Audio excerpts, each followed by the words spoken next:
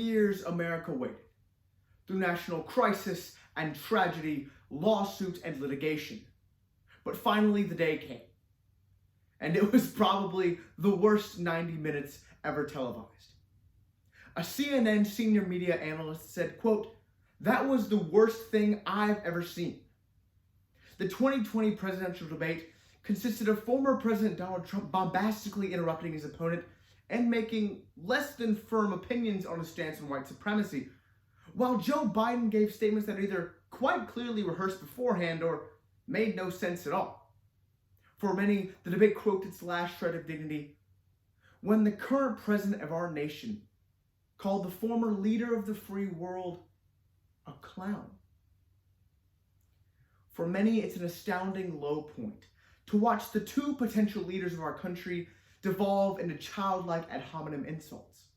For me, however, this was an astounding high point, because what says more about our nation than what was essentially a regular citizen can call the leader of our country a clown and get away with it?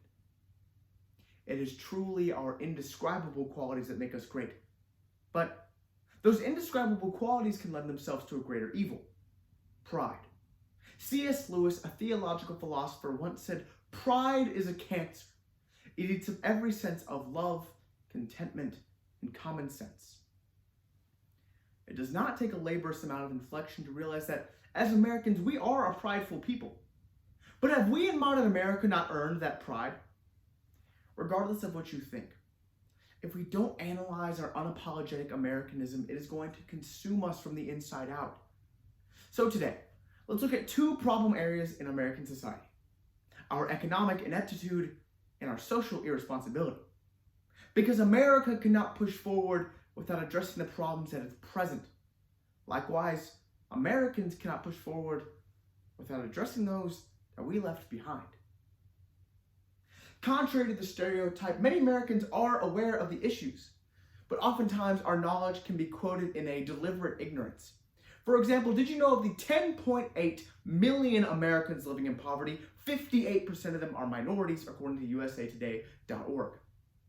There is a clear disparity between racial group and economic status in this country, but the origins of it we don't really talk about. It began as early as the 1920s with a process called redlining, which forbade any real estate owner from selling properties to black families in white majority neighborhoods. Likewise, during World War II, a GI Bill swept through Congress. It guaranteed loans on businesses, education, housing for anyone who would come serve their country. But unbeknownst to Private Eugene Burke and thousands of others who came from every walk of life, these benefits didn't apply to him, all because of the color of his skin. Out of the 30,000 loans given out, 2 were given to African American veterans, according to History.com. It's policy like that that has kept African Americans from progressing at the same rate as their white counterparts. When you hold back a whole class of people economically, it doesn't just lead to personal economic debilitation, but the breakdown of entire communities. Businesses don't open up. Schools can't keep their doors open. The opportunity for jobs is lost, and all because of legislation that hasn't even been active in the past 40 years. According to newamericaneconomy.org, our greatest economic problem is not our national debt, but it's things like our policies towards illegal immigrants in the technology sector, and it's things like our deportation of immigrants can't withstand the agricultural market. You should never say America isn't number one, as long as you can confidently say that we are addressing our economic bias as swiftly and persistently as possible. But can we say that, however? Can we say that as a nation, we are actively brainstorming ways to correct our past illnesses?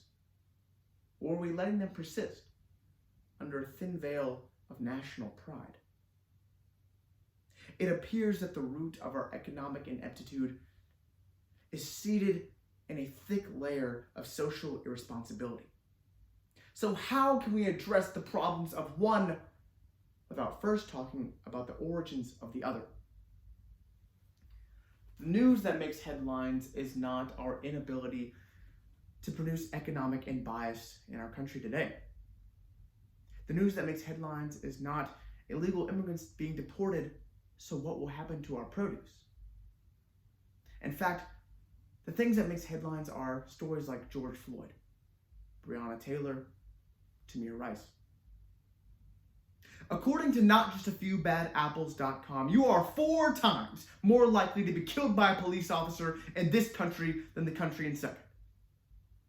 In Canada, there were 9 people killed per 100,000 in 2020. In the United States, it was almost 40. 40 people killed per 100,000 in a country of 300 million people. These problems have manifested themselves into slogans such as ACAB or ACAB. It stands for All Cops Are Bastards. It's promoted on news sites, social media, activism, rallies. While the effectiveness of a slogan that demonizes an occupation can be debated, what is simply fact is that it came at one of the most politically divisive times in our country's history. Catherine Martin, a lexicographer at Oxford Dictionaries, used a program to determine what political affiliation uses what insult the most.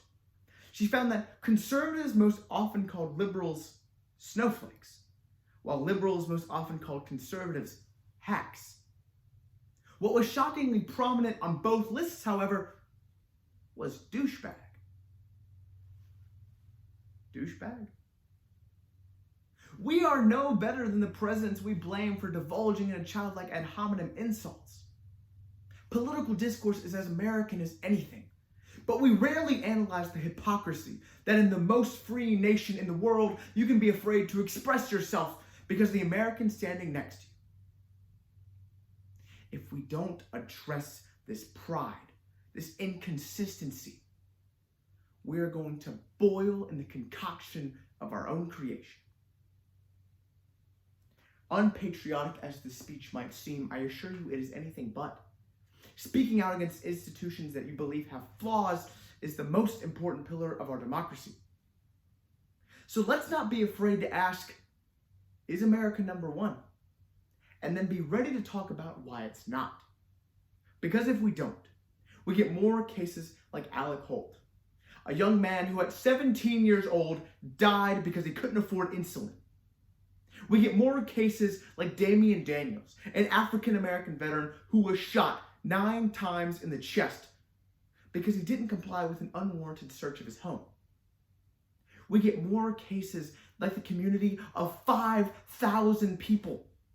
That is 15 miles from my house, where 50% of those living there don't have a functioning septic system. Those are the Americans we're leaving behind. All because of pride. And it is eating up every sense of love, contentment, and common sense.